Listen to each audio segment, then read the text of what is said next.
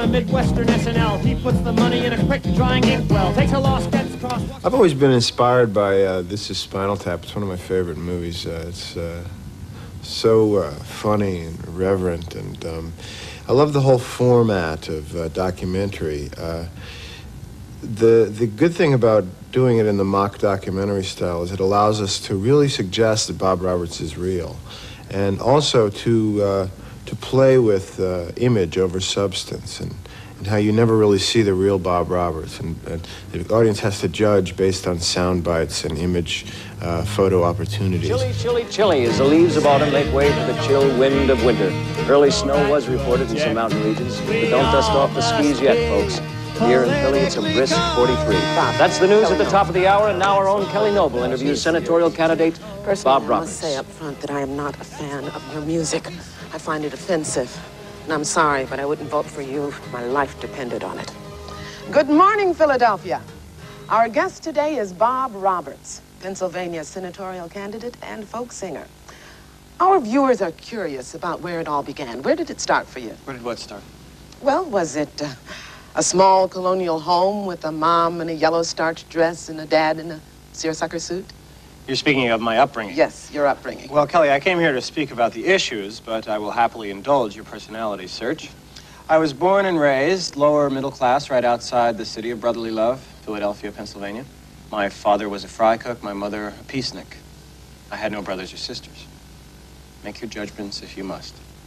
We had a blast doing it. There's a lot of very theatrical shots. There's a lot of shots that are dependent on very much on the actors' performances rather than on very sophisticated technical camera shots. You have just said that our chief executives are immoral criminals. I take offense at that deeply.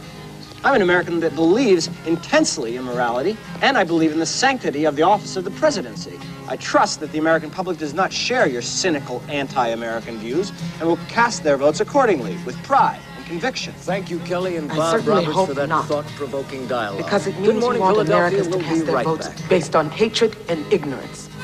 What is that? You're taking sides, ma'am. You're abusing your responsibility as a I journalist. am offended by you, sir. If I ignore my feelings, I'm taking your side. Yet isn't your job one of objectivity? You're not talking about objectivity. You're talking about ignorance.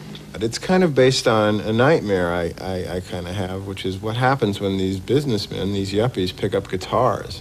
And I did it for Saturday Night Live, and it was well received, and then I started expanding it. And as the 80s grew, Bob's ambition grew, and by the 90s he was running for office. Next little ditty is dedicated to you.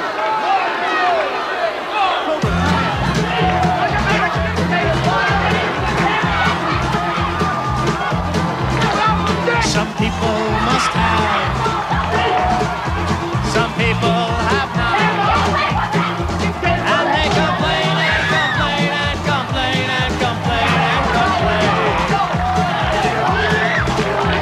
Some people will work, some simply will not, but they'll complain and complain and complain and complain and complain.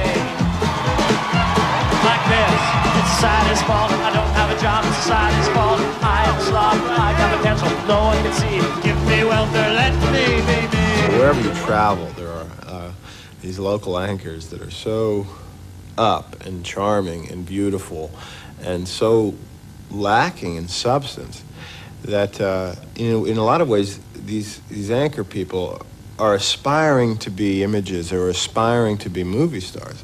So it made complete sense to me that movie stars should play the local anchors in the movie.